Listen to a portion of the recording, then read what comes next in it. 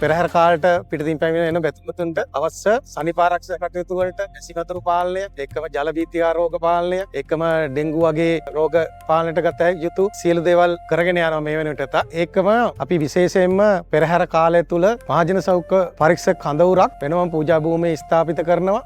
මේ ප්‍රදේශයට එන බැතිමතුන්ගේ ආහාර හා සනිපාරක්ෂක පහසුකම් තහවුරු කිරීම සඳහා පූජා භූමිය ඇතුළත වෛද්‍ය ආධාර කඳවුරු, තමාධාර කඳවුරු, ඊට අමතරව පාදයාත්‍රාවේ එන බැතිමතුන්ට පාදයාත්‍රාව පටන් ගන්න ස්ථානයේ සිට ඒ මග දෙපස සහ කතරගම නගරයට පිවිසෙන ස්ථානවල විශේෂයෙන්ම කටගමුවේ වෛද්‍ය ආධාර මධ්‍යස්ථාන, ප්‍රථමාධාර මධ්‍යස්ථාන පිසහ උවපළාත් සෞඛ්‍ය අමාත්‍යාංශය, මොණරාගල දිස්ත්‍රික් සෞඛ්‍ය සේවා දෙපාර්තමේන්තුව සහ කතරගම MOH එක මැදිහත් වෙලා සිදු කරනවා. ඊට අමතරව පෞද්ගලික ප්‍රථමාධාර කණ්ඩායම් වල සහාය ලබා ගන්නවා. මේ ප්‍රදේශයට පැමිණෙන බැතිමතුන් දන්සල් දෙන්න පැමිණෙන අය විශේෂයෙන්ම අපේ සෞඛ්‍ය අධිකාරී කාර්යාලයේ ලියාපදිංචි වීම අනිවාර්යයි.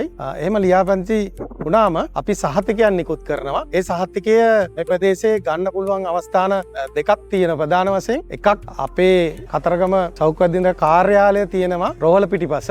එතන හෝ පූජා භූමියේ පැරණි රෝහල ගොඩනැගිල්ලේ මහජන සෞඛ්‍ය පරීක්ෂක කඳවුරු පිහිටවල තියෙනවා. ඒ වගේම ඒ පෙරහැර කාලෙත් ඒ 24 පුරාම ඒ කටයුතු තාම හොඳින් අධීක්ෂණය කරගෙන යනවා.